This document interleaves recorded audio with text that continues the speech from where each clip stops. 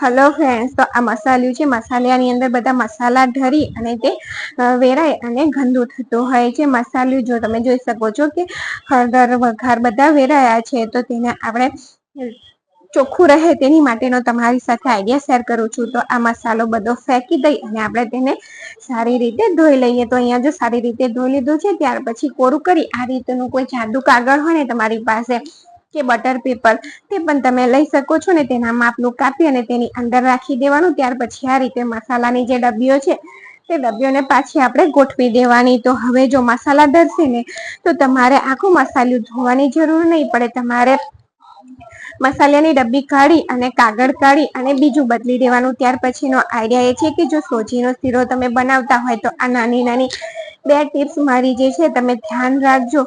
તો બિલકુલ સરસ સત્યનારાયણ દેવની કથા જેવો પ્રસાદ બનીને તૈયાર થશે. તો અહીંયા જો પહેલા તમારે સોજી નાખવાની ઉતાવળ નહીં કરવાની. ઘી સારું ગરમ થાય ને ત્યાર પછી તેની અંદર સોજી નાખવાની.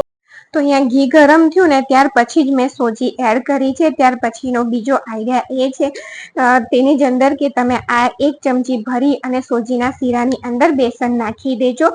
તો એકદમ સરસ ટેસ્ટી અને બિલકુલ કથા જેવો પ્રસાદ શેકી અને તૈયાર થશે. ત્યાર પછીનો જો આ રીતે લસણ લઈ લીધું છે. લસણને આપણે અહીંયા આ રીતે કટ કરી લેવાનું છે. આખો જ કાકરો હતો તેને મેં વચ્ચેથી આડો રાખી અને આ રીતે કટ કરી દીધો છે. ત્યાર પછી તેમાંથી આપણે કરીને છૂટી કરી લઈશું. જો આ રીતે તમે જોઈ શકો છો વિડીયોમાં, તે જ રીતે આપણે લસણની કળીઓને છૂટી કરી લઈશું.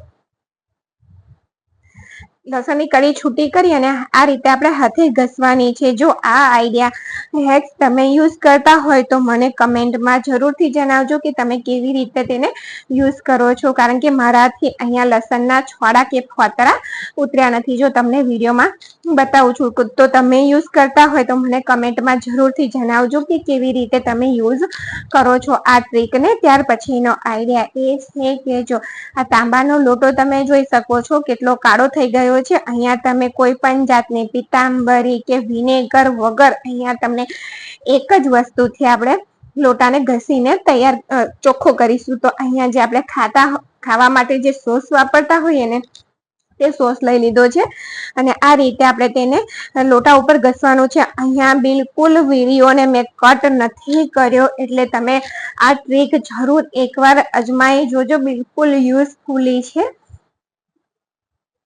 જો તમે જોઈ શકો છો લોટો અહીંયા બિલકુલ મેં વિડીયો કટ પણ નથી કર્યો અને હાથ પણ નથી ધોયા. સોસ વાળા હાથ તમને દેખાતા જ હશે. તો અહીંયા સ્પીડ વધારીને મેં તમને બતાવ્યું છે. તો જો તમે જોઈ શકો છો કે એકદમ સરસ પિતાંબરીથી આપણે લોટો ઘસતા હોય ને તેવો ઘસાઈ ગયો છે. ત્યાર પછી અહીંયા જો પાણી લઈ અને લોટાને આપણે ધોઈ દઈશું. તો અહીંયા થોડી લાઈટ જતી રહી હતી તો તમે થોડું આછું દેખાશે તમને. તો જો અહીંયા ધોઈ અને તમને બતાવું છું લોટો, પિત્તળનો લોટો. અહીંયા બિલકુલ વિડીયો મેં કટ નથી કર્યો. તો જો તમને આજના આ આઈડિયા ગમે ને તો જરૂરથી ચેનલને લાઈક, શેર અને સબસ્ક્રાઈબ જરૂરથી કરજો અને એક કમેન્ટ પણ કરજો. જો તો તમે જોઈ શકો છો લોટાને ખાવાના સોસથી આટલો સરસ એકદમ સરસ લોટો, પિત્તળનો લોટો તો અહીંયા તમે જોઈ શકો છો કે પિતાંબરી વગર પણ આપણો લોટો એકદમ સરસ ઉજળો થઈ ગયો. ત્યાર પછીનો આઈડિયા એ છે કે ચોખા ભરવા માટે તમે જો આ રીતનો ધાતુનો ડબ્બો કે સ્ટીલનો કોઈ પણ ડબ્બો વાપરતા હોય તો તેની અંદર આપણે ધોઈએ ને ગરમ પાણીથી પણ ધોઈએ ને તો પણ તેની અંદર સ્મેલ આવતી હોય છે. તો આ રીતે તમે 1 ચમચી બેસન લઈ લેજો અને તેને ડબ્બાની અંદર નાખી દેવાનું અને ત્યાર પછી થોડું પાણી એડ કરી અને ડબ્બાને જે રીતે આપણે કૂચાથી ઘસતા હોય ને તે રીતે બધી બાજુ હાથેથી ફેરવી દેવાનું. જેથી શું થશે કે તેની અંદરની ચીકાશ અને જે દિવેલની ગંધ આવતી હોય છે ને તે ગંધ પણ જતી રહેશે. આ રીતે જો પાણી છાંટી દીધું અને આ રીતે આપણે તેને ઘસી લેવાનો છે અને કલાક માટે સારી રીતે આખા ડબ્બામાં લગાવી દેવાનું. ત્યાર પછી તેને કલાક માટે રહેવા દેવાનું અને ત્યાર પછી આપણે ડબ્બાને ધોઈ લેવાનું. આ ટ્રીક એકવાર જરૂરથી આ આઈડિયા તમે યુઝ કરી જોજો. તો તમારે દિવેલવાળો ડબ્બો બિલકુલ નહીં સ્મેલ ગંધ આવે. તો ડબ્બાને મેં ધોઈ લીધો છે. જો તમે જોઈ શકો છો કે ચિકાસ પણ જતી રહી છે અને ગંધ પણ નથી આવતી. તો ત્યાર પછીનો બીજો આઈડિયા છે કે જો તમે ડબ્બો ઘસી દીધો હોય અને તો છતાં પણ તેની અંદર ગંધ આવતી હોય ને, તો એટલે કે સાબુથી ઘસ્યો હોય ને ગંધ આવતી હોય, તો આ રીતની બાળકો હોય તો બુક હશે ઘરમાં ને ના હોય તો ન્યૂઝપેપર લઈ લેવાનું અને તેને આ રીતે પાન ફાડી અને ડબ્બાની અંદર 4-5 ડૂચા કરી નાખી દઈ અને તેને કલાક માટે બંધ કરી દેવાનો. એટલે જે તેની ગંધ હશે ને એ બધી આ કાગળની અંદર શોષાઈ જશે અને દિવેલની ગંધ નહીં આવે. આ ડબ્બામાં તમે બીજી વસ્તુ પણ ભરી શકશો.